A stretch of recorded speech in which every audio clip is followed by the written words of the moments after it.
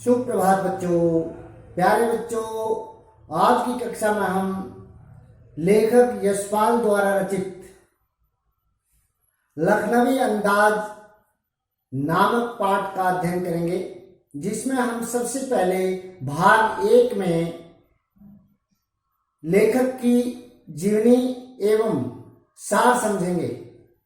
आपने ध्यान से समझना है, तो लीजिए सबसे पहले आपके सामने प्रस्तुत है लेखक यशपाल जी की जीवनी। यशपाल का जन्म सन 1903 में पंजाब के फिरोजपुर छावनी में हुआ। प्रारंभिक शिक्षा कांगड़ा में ग्रहण करने के बाद लाहौर के नेशनल कॉलेज में से उन्होंने बीए किया, यानी बीए की पढ़ाई जो की वह लाहौर के नेशनल कॉलेज से की। वहां उनका परिचय, जब वे वहां पढ़ाई कर रहे थे, वहां पर उनकी जान पहचान, उनका परिचय भगत सिंह और सुखदेव से हुआ।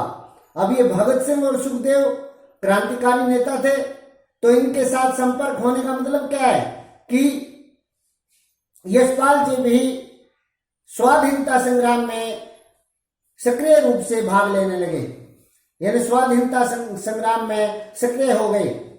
स्वाधीनता संग्राम की क्रांतिकारी धारा से जुड़ाव के कारण, यानी उस क्रांतिकारी धारा जो चल रही थी, स्वाधीनता संग्राम की लड़ाई जो चल रही थी, उसमें ये भी जुड़ गए और वहां पर भाग लेने के कारण इनको कई बार जेल भी जाना पड़ा। इनकी मृत्यु सन 1976 ईस्वी में हो गई। यशपाल की रचनाओं में आम आदमी के सरोकारों की उपस्थिति है। आम आदमी के संबंधों के बारे में बताया गया है इनकी रचनाओं में। वे यथार्थवादी शैली के विशिष्ट रचनाकार हैं, यानी उन्होंने अपनी रचनाओं में यथार्थ को महत्व दिया है, यानी सच्चाई बताई है। जो समाज में प्रत्यक्ष रूप से चल रहा है, जो समाज की सच्चाई है, उसको इन्होंने अपने रचनाओं में प्रकट किया है। सामाजिक विषमता, यानी सामाजिक भेदभाव, राजनीतिक पाखंड, राजनीति में किस तरह से दिखावा किया जाता है, पाखंड किया जाता है, और रूढ़ियों के खिलाफ, यानी जो अंधविश्वास चला आ रहा है, परंपरावादी जो रूढ़ियां चली आ रही हैं, रीति रिवाज चले आ रहे हैं, उनके खिलाफ उनकी रचनाएं मुखर हैं, वाचाल हैं, यानी उनमें, उनके बारे में, उनके विरोध में आवाज उठाई गई है। उनकी कहानी संग्रह में ज्ञान दान, तर्क का तूफान, पिंजरे की उड़ान, वादुलिया, फूलों का कुर्ता आदि उल्लेखनीय हैं। ये है इनके कहानी संग्रह। उनका झूठा सच उपन्यास भारत विभाजन की त्रासदी का मार्मिक दस्तावेज है।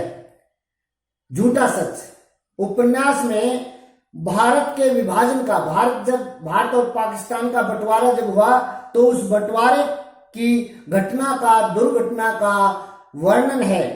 मार्मिक का मतलब होता है हृदय को छूने वाला, मर्म को छूने वाला। अमिता, दिव्या, पार्टी कामरेड, दादा कामरेड, मेरी तेरी उसकी बात, उनके ये और भी अन्य उपन्यास हैं। भाषा की स्वाभाविकता, यानी उनकी भाषा बिल्कुल स्वाभाविक है, सहज है, आसानी से समझ में आने वाली है, और सजीवता उनकी रचनागत विशेषता है। उनकी रचनाओं की सबसे मोटी विशेषता, सबसे मुख्य विशेषता यह है कि उनकी रचनाओं में जिस भाषा का प्रयोग किया गया है वह सजीव और सहज है, आसानी से समझ में आने वाली है। जब वे बात कहते हैं, बताते हैं, तो ऐसा लगता है जैसे वह दृश्य सामने हो रहा है, इसलिए यहां सजीव का प्रयोग किया है। ये था यशपाल जी का जीवन परिचय। अब समझेंगे लखनवी अंदाज पाठ का सार। पाठ में दिया क्या गया है। यूं तो यशपाल ने लखनवी अंदाज व्यंग्य यह साबित करने, एक व्यंग्य रचना है। लखनवी अंदाज एक व्यंग्य रचना है, यानी कि एक कटाक्ष भरी रचना है। यह साबित करने के लिए यह प्रमाणित करने के लिए लिखा था कि बिना तथ्य के, यानी बिना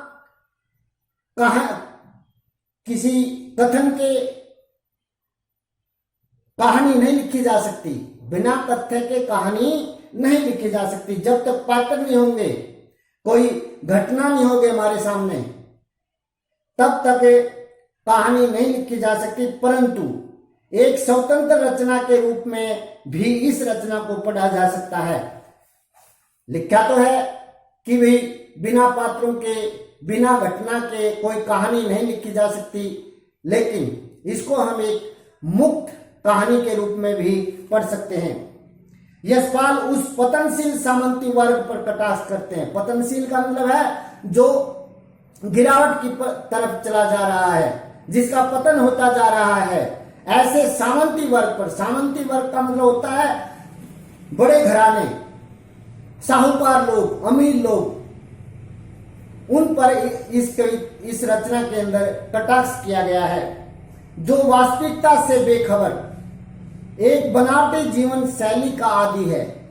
ऐसा सामंती वर्ग जो सच्चाई से एकदम दूर है, वास्तविकता से एकदम दूर है और बनावटी जीवन जीने का आदी हो चुका है, यानी उसको बनावटी जीवन जीने की आदत पड़ चुकी है। कहना न होगा कि आज के समय में भी ऐसी परजीवी संस्कृति को देखा जा सकता है। ऐसा पहले पहले नहीं हुआ, आज भी हम ऐसे लोग देख सकते हैं जो बनावटी जीवन जीने में या दिखावा करने में ज्यादा विश्वास रखते हैं। इसलिए इस पाठ से हमें यह भी शिक्षा मिलती है कि हमें दिखावा नहीं करना चाहिए, वास्तविक जीवन ही जीना चाहिए। तो यह था लखनवी अंदाज का सार। उम्मीद करता हूं आपको अच्छे से समझ में आया होगा। आपने दोबारा से फिर इसको अच्छे से पढ़ना है। धन्यवाद।